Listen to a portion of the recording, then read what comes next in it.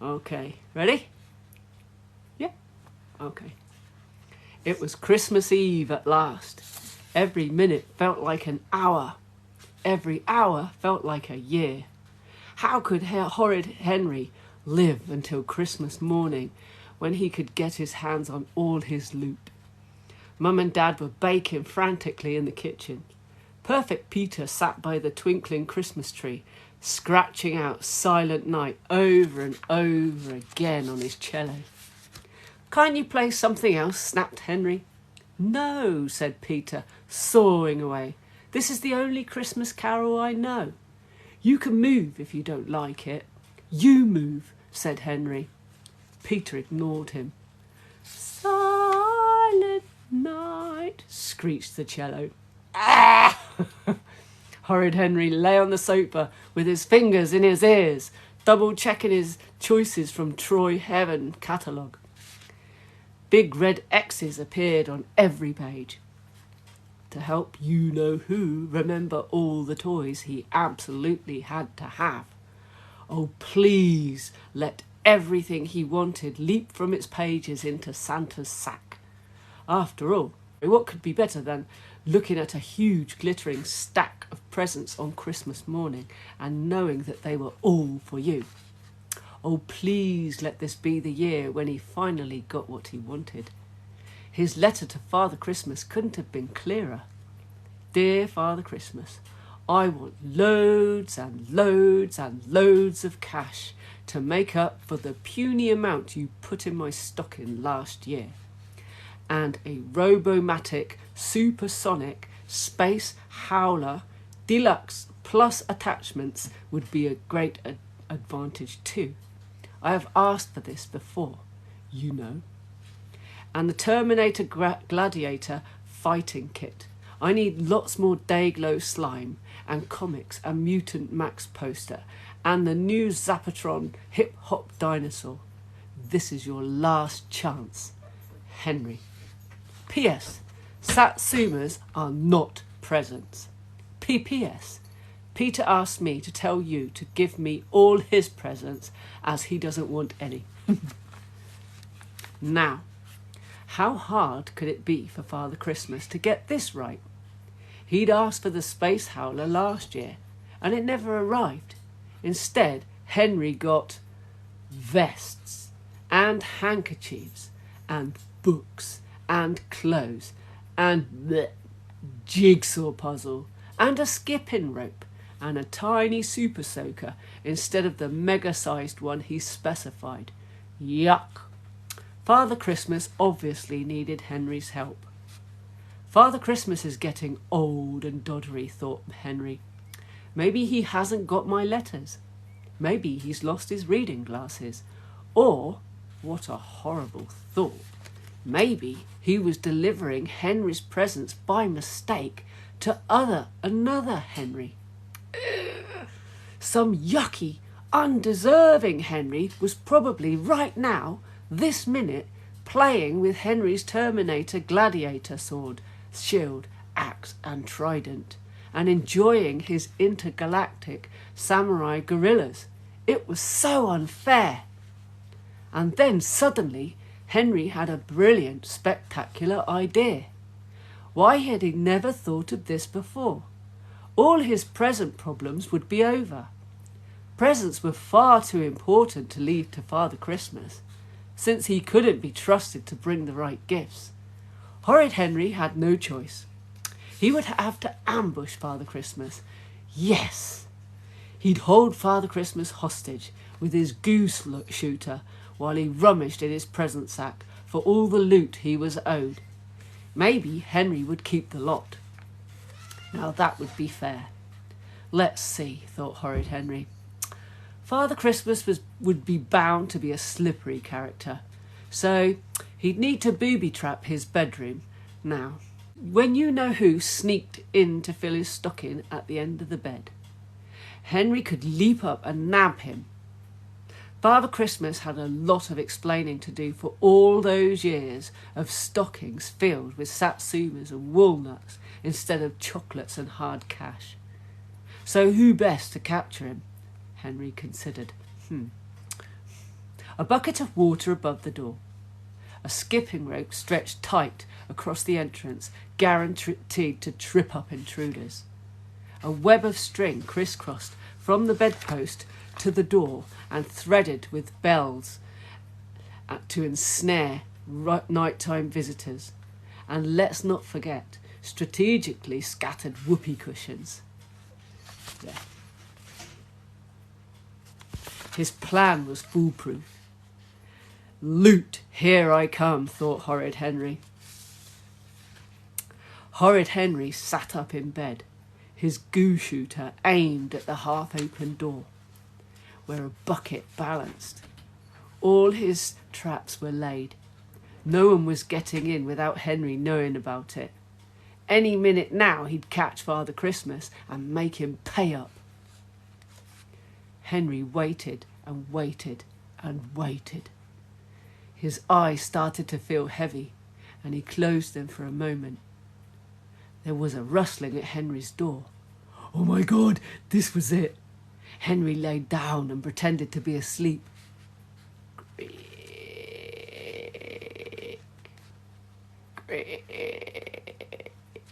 Horrid Henry reached for his goose shooter. A huge shape loomed in the doorway. Henry braced himself to attack. Doesn't he look sweet when he's asleep? Whispered the shape. What a cute little snuggle chops, whispered another. Sweet? Snuggle chops? Horrid Henry's fingers itched to let Mum and Dad have it with both hands. Pew! Splat! Henry could see it now. Mum covered in green goo.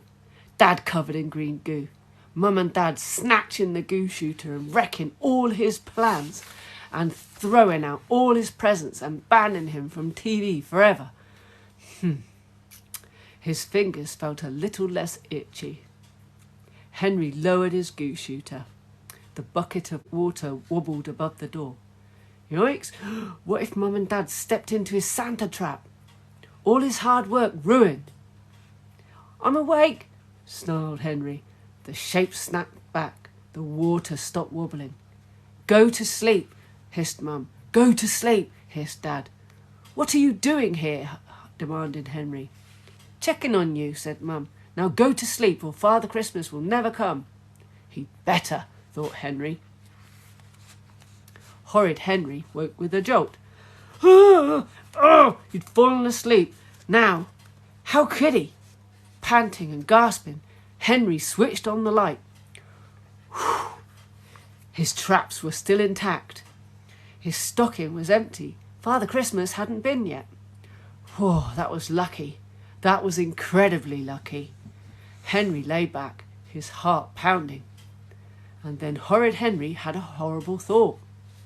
What if Father Christmas had decided to be spiteful and avoid Henry's bedroom this year? Or what if he'd played a sneaky trick on Henry and filled a stocking downstairs instead? Nah, no way. But wait, when Father Christmas came to Rude Ralph's house, he always filled the stockings downstairs. Now, Henry came to think of it, Moody Margaret always left her stocking downstairs too, hanging from the fireplace, not from the end of her bed, like Henry did. Horrid Henry looked at the clock. It was past midnight. Mum and Dad had forgiven him to go downstairs until morning, on the pain of having all his presents taken away and no telly all day. But this was an emergency. He'd creep downstairs and take a quick peek to make sure he hadn't missed Father Christmas. Then he'd be back in bed in a jiffy. No one will ever know, thought Horrid Henry. Henry tiptoed around the whoopee cushions and leapt over the criss-cross threads and stepped over the skipping ropes and carefully squeezed through his door so not to disturb the bucket of water, and then he crept downstairs. Sneak, sneak, sneak. Horrid Henry shone his torch over the sitting room. Father Christmas hadn't been. The room was exactly as he'd left it that evening, except for one thing. Henry's light illuminated the Christmas tree, heavy with chocolate Santas and chocolate bells and chocolate reindeer. Mum and Dad must have hung them up on the tree after he'd gone to bed. Horrid Henry looked at the chocolates cluttering up the Christmas tree.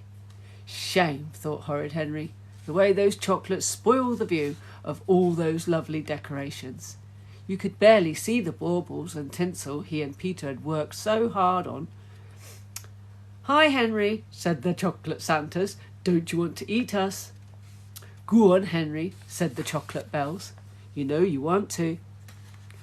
"What are you waiting for, Henry?" urged the chocolate reindeer. What indeed? After all, it was Christmas.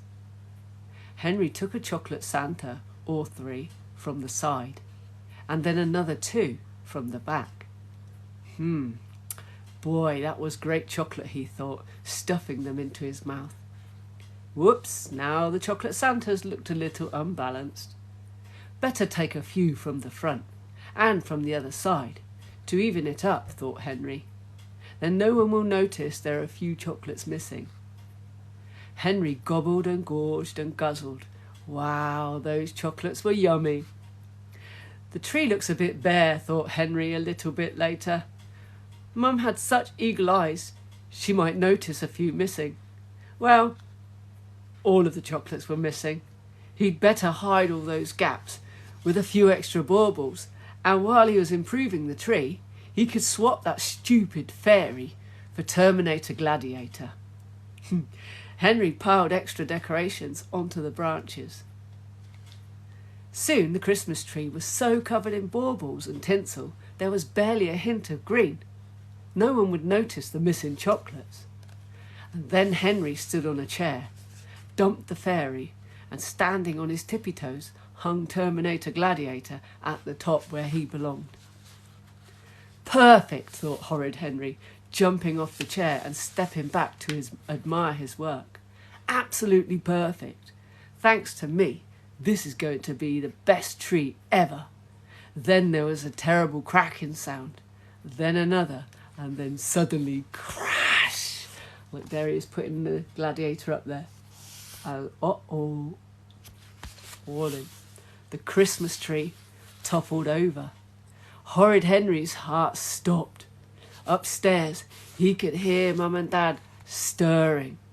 "Oi, he's down there!" shouted Dad. "Run," thought Horrid Henry. "Run for your life." Horrid Henry ran like he'd never run before, up the stairs to his room before Mum and Dad could catch him. Oh, please let him get there in time. His parents' bedroom door opened just as Henry dashed inside his room. He'd made it. He was safe. Splash! The bucket of water spilled all over him. Trip! Horrid Henry fell all over the skipping rope. Crash! Smash! Ring! Ring! Jangled the bells. Belched the whoopee cushions. "What is going on in here?" shrieked Mum, glaring. Like, falling into his own traps. "Nothing," said Horrid Henry as he laid sprawled on the floor, soaking wet and tangled up in the threads of wires and rope. "I heard a noise downstairs, so I got up to check," he added innocently. "Tree's fallen over," called Dad. "Must have been overloaded. Don't worry, I'll sort it." "Get back to bed, Henry," said Mum wearily, "and don't touch your stocking until morning." Henry looked and gasped. His stocking was stuffed and bulging. That meant, old sneak, thought Horrid Henry indignantly. How did he do it? How had he escaped the traps? "Watch out, Father Christmas," thought Horrid Henry. "I'll get you next year." That was funny. This is tomorrow's, so it's Christmas dinner tomorrow. That was good. Hello. Ah, thank you. Yeah, it was so funny. But how did Horrid Henry's Santa avoid Horrid Henry's traps? And how did Santa know about Horrid Henry's traps? That's interesting. But then Horrid Henry got caught in his own traps. That is so funny. That is really good. So tomorrow, obviously, is Horrid Henry's Christmas lunch. So it's Christmas Day for Horrid Henry tomorrow. So hopefully you all joined. It was funny. I was trying not to laugh, especially when he got caught in his own traps. That's really funny. You could kind of see what was coming. Yeah, look, Dino's fallen asleep now.